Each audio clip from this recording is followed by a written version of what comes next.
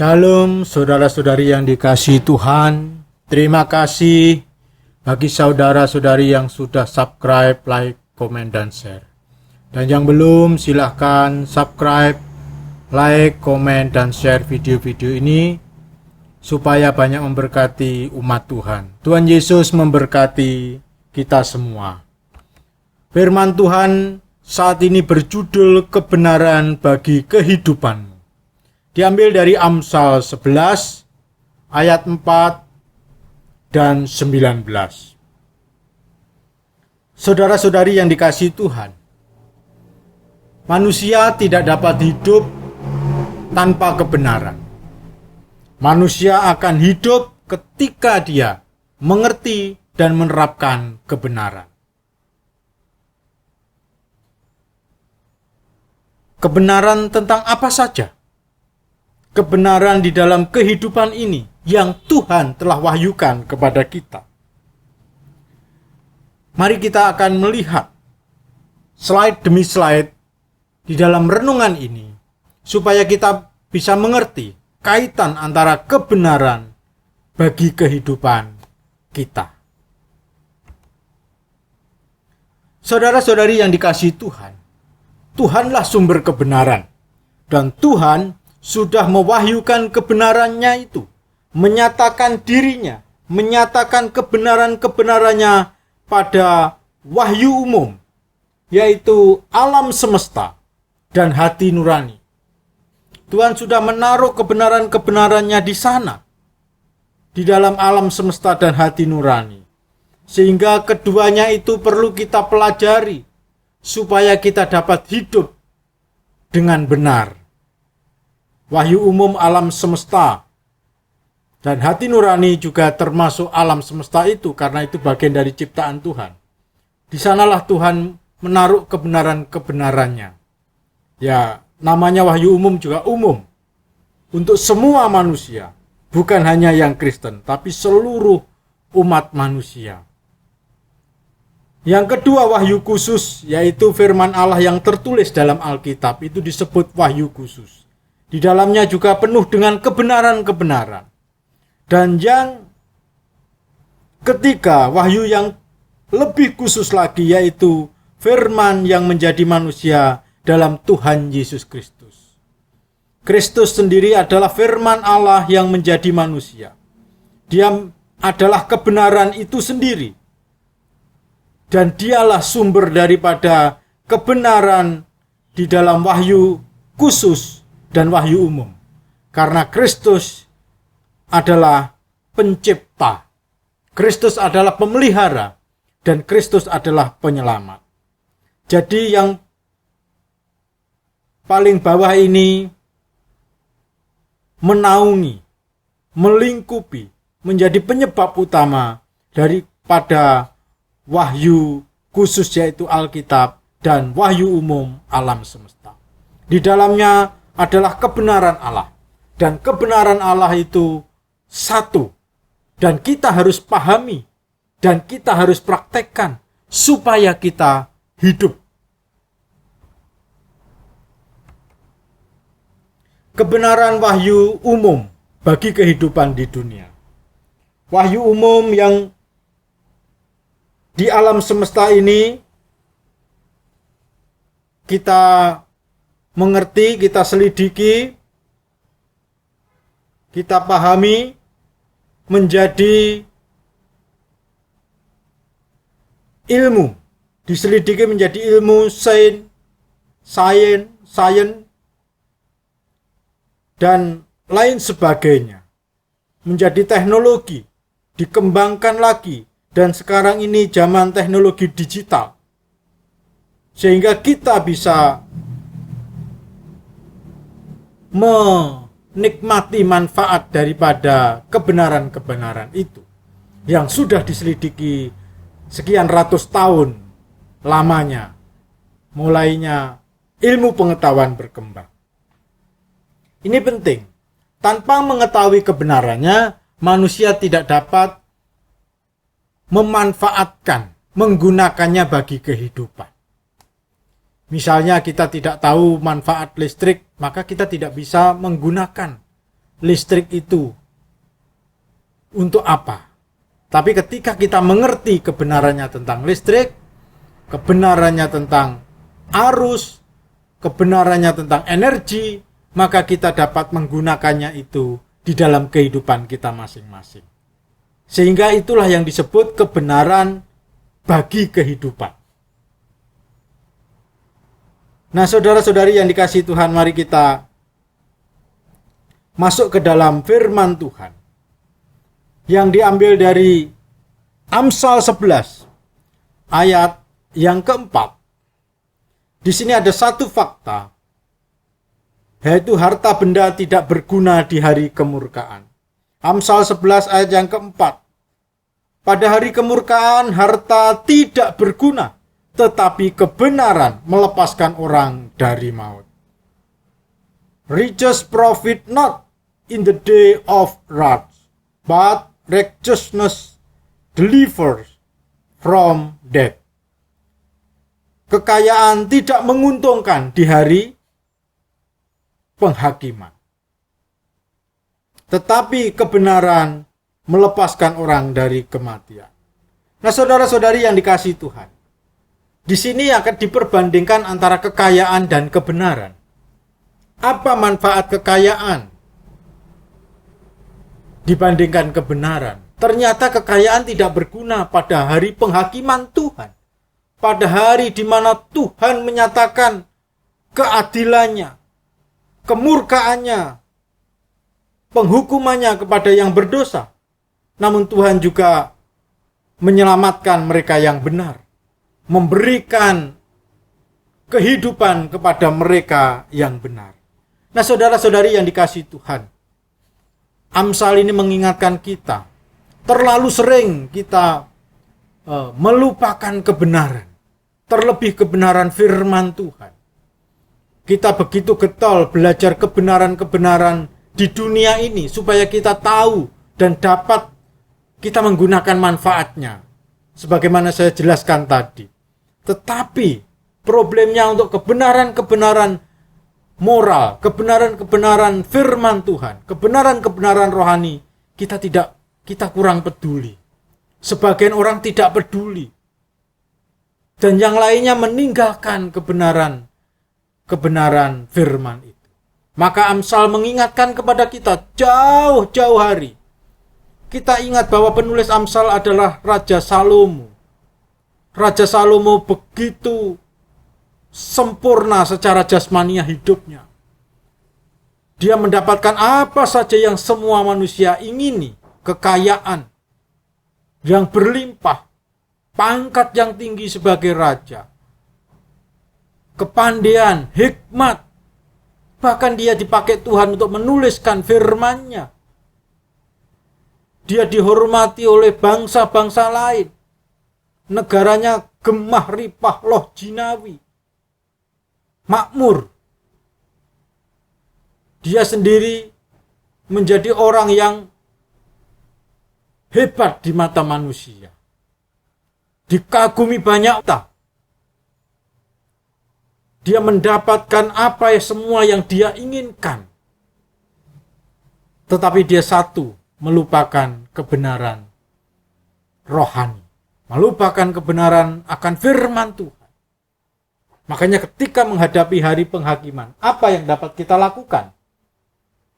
Apakah kita dapat menyuap Tuhan dengan kekayaan kita? Tidak dapat.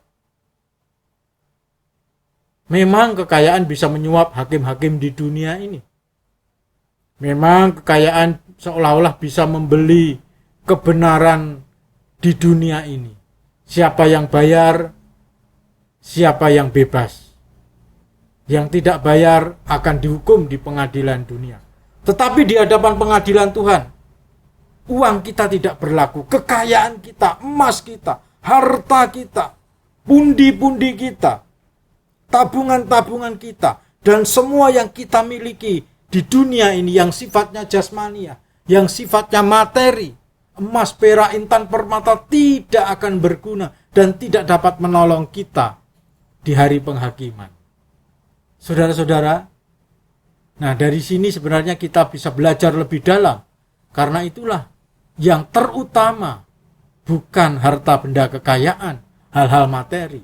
Itu semuanya tidak laku di hadapan Tuhan. Jangankan di hari penghakiman. Saudara-saudari yang dikasihi Tuhan, kekayaan tidak bisa menyelamatkan, memberikan hidup lagi ketika kita meninggal secara jasmaniah di dunia ini. Tidak bisa memberikan kehidupan lagi. Uang berapapun tidak akan mampu untuk memberikan kehidupan untuk kita di dunia, hidup yang sementara ini.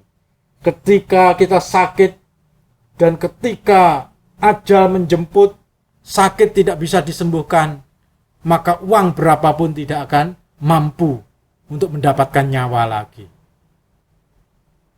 Banyak orang kaya juga meninggal.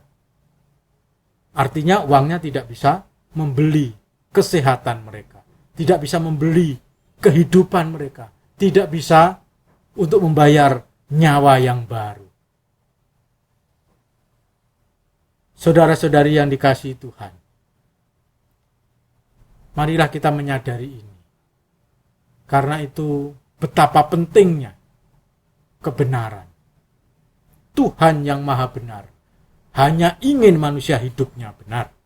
Hidupnya benar sesuai dengan kebenarannya. Jikalau kita di dunia tidak bisa keluar dari kebenaran-kebenaran hukum alam yang Tuhan sudah tetapkan ini, hukum Allah yang Tuhan berikan di alam semesta ini, oleh ilmuwan disebutnya hukum alam ini, kita tidak bisa keluar dari itu. Terlebih lagi ketika hari penghakiman, kita tidak bisa keluar dari kebenaran firman Tuhan, agar kita beroleh kehidupan. Kebenaranlah yang menuntun kita, yang menghasilkan kehidupan bagi kita semua. Hari kematian adalah hari kemurkaan menurut ayat itu. Dan kekayaan tidak dapat memberikan manfaat apa-apa pada hari itu. Hanya kesalehan hidup yang dapat melepaskan diri kita dari kejahatan maut. Saudara-saudari yang dikasihi Tuhan, kekayaan memang kita butuhkan ketika kita hidup di dunia ini. Tetapi ada batasnya. Dia tidak punya manfaat lebih daripada di dunia yang sementara ini. Saudara-saudari yang dikasihi Tuhan, karena itu kita diajar untuk terus mengejar kebenaran. Karena hanya dengan kebenaranlah manusia berkenan kepada Tuhan. Hanya dengan hidup dalam kebenaranlah manusia akan selamat.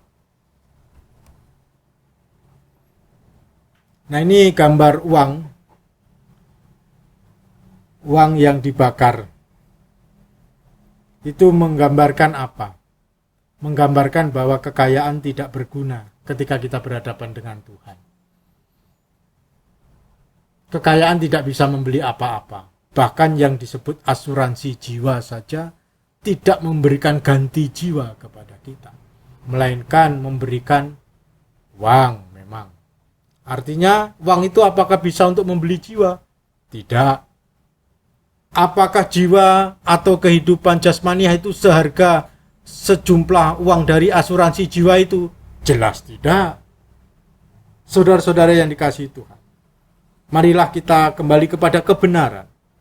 Karena hanya dengan kebenaran kita bebas dari penghukuman, penghakiman, dan kemurkaan Allah. Allah sangat senang kepada manusia yang hidup dalam kebenaran.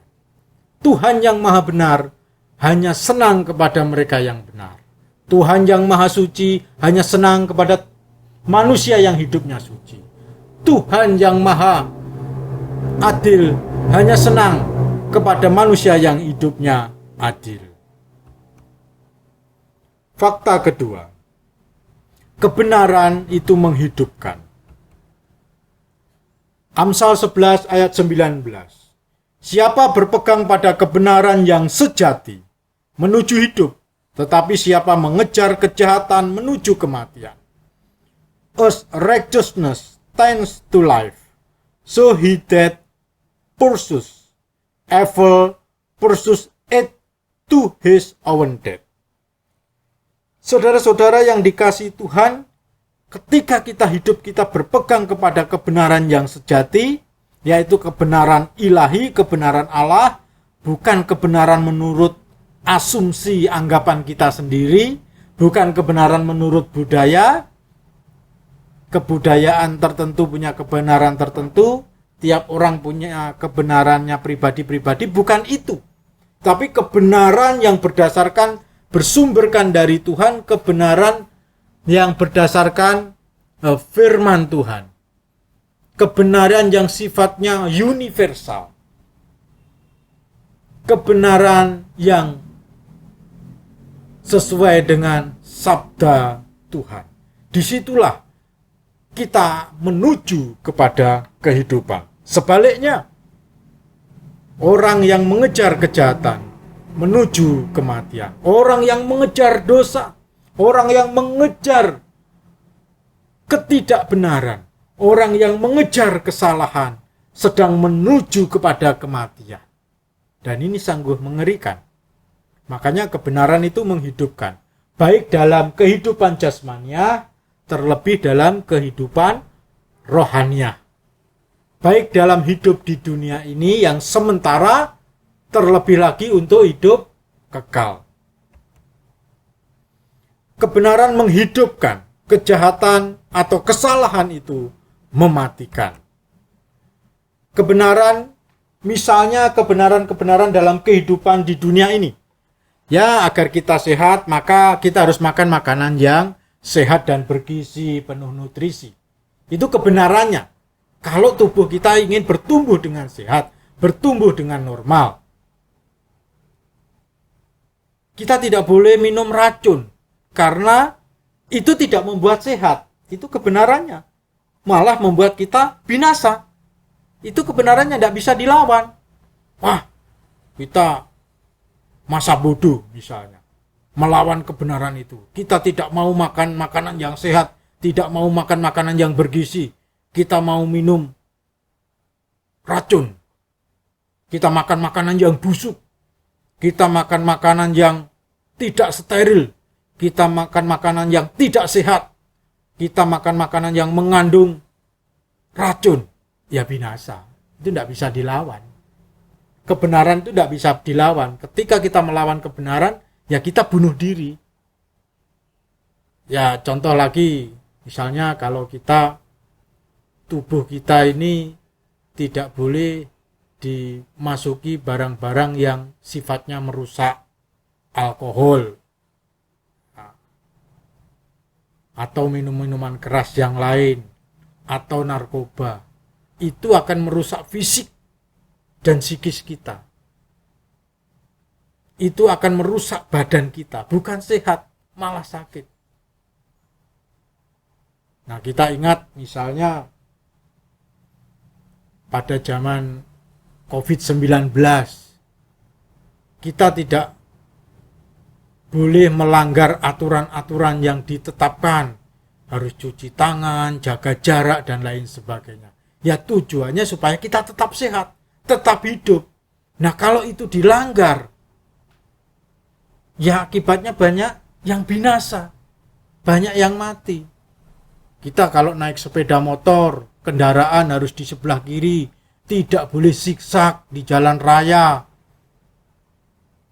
Karena itu bisa menyebabkan kecelakaan. Nah kalau itu dilanggar, pasti terjadi kecelakaan dan sangat mungkin kita binasa karenanya. Betapa banyaknya orang yang melanggar kebenaran ini akhirnya binasa. Banyak yang meninggal karena minum minuman keras. Banyak yang meninggal cepat karena narkoba. Banyak yang meninggal umur muda karena mereka melanggar kebenaran-kebenaran untuk hidup di dunia ini.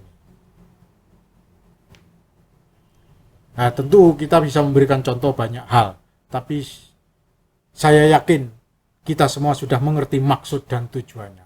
Jadi kalau di dunia ini saja kita tidak boleh melanggar kebenaran itu, maka Terlebih lagi untuk kehidupan yang kekal.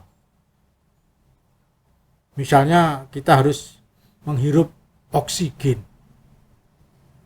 Tapi kita tidak mau menghirup oksigen, kita menghirup karbon dioksida. Ya cepat mati kita. Kita menghirup karbon monoksida, sisa pembakaran kendaraan bermotor. Ya cepat mati kita. Karena tubuh kita membutuhkan karbon, membutuhkan oksigen. Itu yang kebenarannya dalam hal jasmania. Terlebih lagi dalam hal yang rohania. Kebenaran-kebenaran hal-hal di dunia, di alam semesta ini yang Tuhan sudah wahyukan di dalam wahyu umum ini diselidiki menjadi ilmu-ilmu. Dan ketika ilmu itu adalah mengetahui kebenaran tentang sesuatu hal. Ya, ada ilmu tentang musik, mengetahui kebenaran tentang musik, ilmu tentang listrik, mengetahui kebenaran tentang listrik, lalu bagaimana menggunakannya, memanfaatkannya bagi kehidupan manusia, kebenaran tentang sinyal, kebenaran tentang televisi, komputer, laptop, smartphone, dan semuanya itu dipelajari, lalu mereka tahu kebenarannya bagi kehidupan umat manusia di dunia ini. Kebenaran tentang ilmu kedokteran, ilmu manusia, ilmu sosiologi, hukum, dan lain sebagainya. Banyak hal dari wahyu umum ini kebenaran Tuhan bisa digali. Dan itu bagi kehidupan kita di dunia. Saudara-saudari yang dikasihi Tuhan, itu penting. Kebenaran menghasilkan kehidupan. Kesalahan menghasilkan kematian. Mari kita melanjutkannya.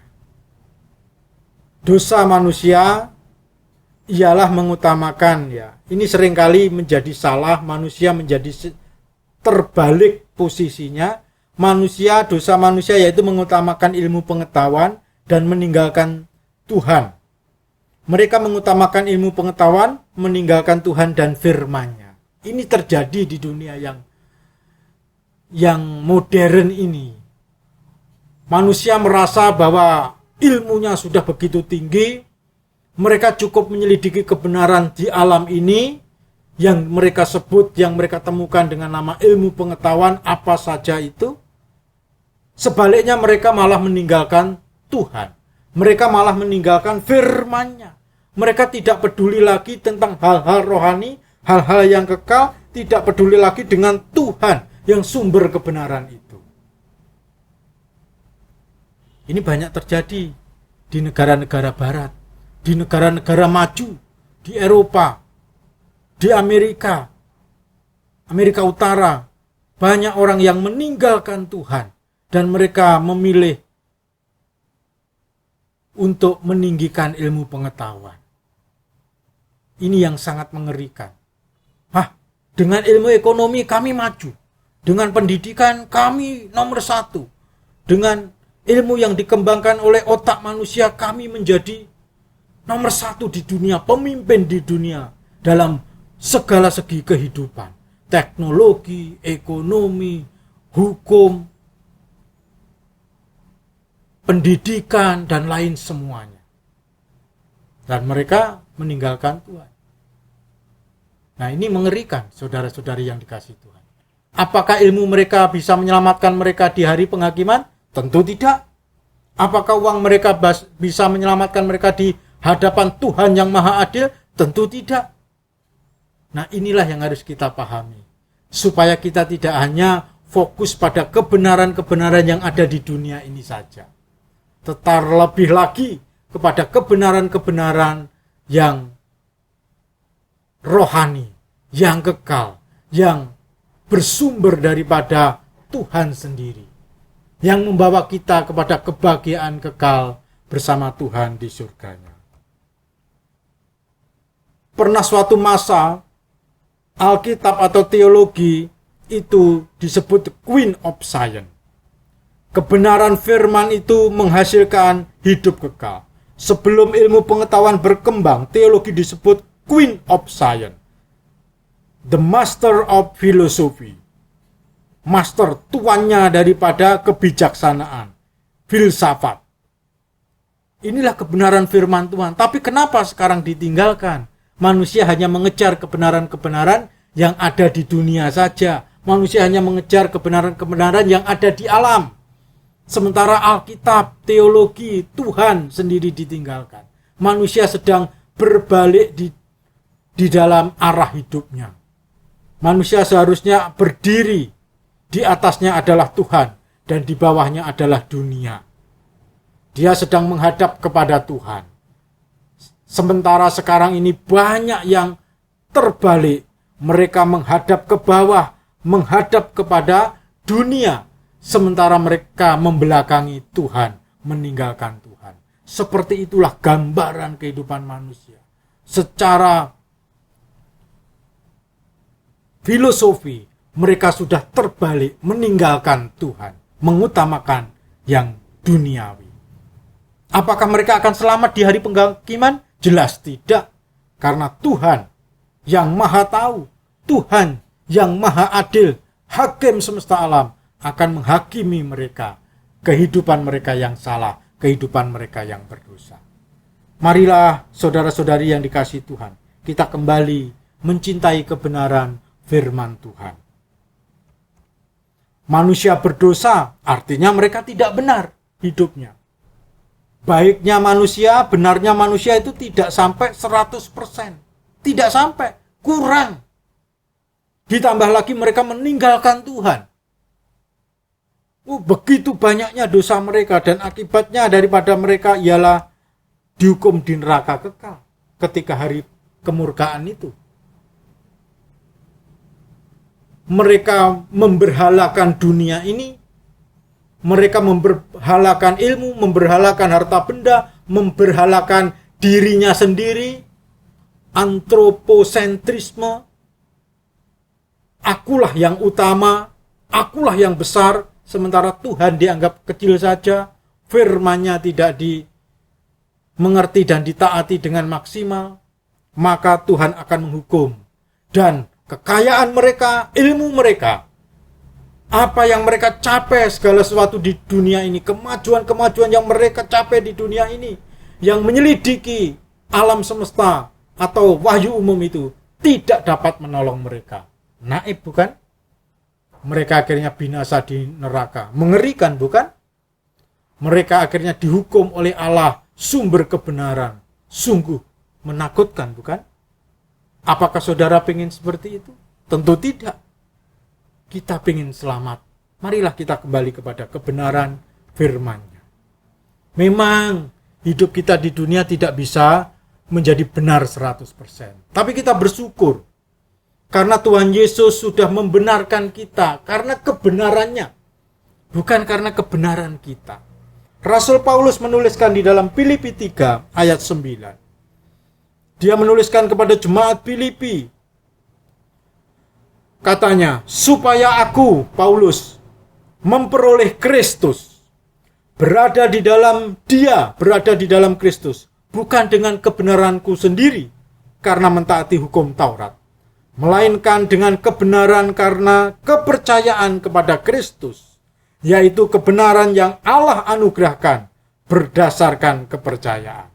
Jadi, Bapak, Ibu, Saudara yang sekalian, memang kita tidak bisa hidup benar. Justru karena kita tidak bisa hidup benar, maka kita hanya bisa percaya kepada Kristus sumber kebenaran yang berkuasa membenarkan kita, bukan berdasarkan kebaikan atau kebenaran kita sendiri, melainkan Kristus yang benar, yang hidup suci, yang menanggung hukuman dosa kita di kayu salib. Dia yang benar dinyatakan tidak benar untuk menanggung hukuman dosa kita di kayu salib, supaya dia membenarkan kita, hingga kita menerimanya dengan iman. Berarti kita berada di dalam kebenaran dia. Itulah yang memberikan hidup kekal. Kebenaran itulah yang harus kita terima. Anugerah itulah yang harus kita dapatkan. Hanya kembali kepada dia, Kristus Sang Juru Selamat. Kebenaran Kristuslah yang membuat kita menjadi benar di hadapan Allah. Dan ketika kita dinyatakan benar di hadapan Allah, maka kita tidak akan dihukum oleh Allah. Dan ketika kita tidak dihukum oleh Allah berarti kita akan menikmati indahnya surga, kemuliaan surgawi bersama-sama dengan Kristus di sana selama-lamanya. Kebenaran itu bagi kehidupan kita. Kebenaran Kristus menjamin hidup kekal umatnya. Marilah kita buktikan iman kita dengan makin giat mengerti dan mentaati kebenaran firman Tuhan, agar kita beroleh hidup kekal dalam Yesus. Nah, Bapak Ibu yang dikasihi Tuhan, marilah kita buktikan iman kita. Kristus telah membenarkan kita. Kristus telah menyucikan kita. Karena itu, marilah kita hidup di dalam kebenarannya, kebenaran firman-Nya, kebenaran Kristus, keteladan-teladannya. Bagaimana Kristus hidup, bagaimana Kristus menjalani kehidupan dengan benar di tengah dunia yang berdosa ini. Itulah iman yang benar kepada Dia. Dengan demikian, iman itu berbuah sesuai dengan yang Tuhan mau. Iman itu menghasilkan kehidupan kekal di dalam Kristus Yesus. Kita akan menikmati kebahagiaan kekal bersama Dia di surganya selama-lamanya. Kebenaran itu menghidupkan kita. Amin. Silakan saudara subscribe, share, like, dan komen. Tuhan Yesus memberkati.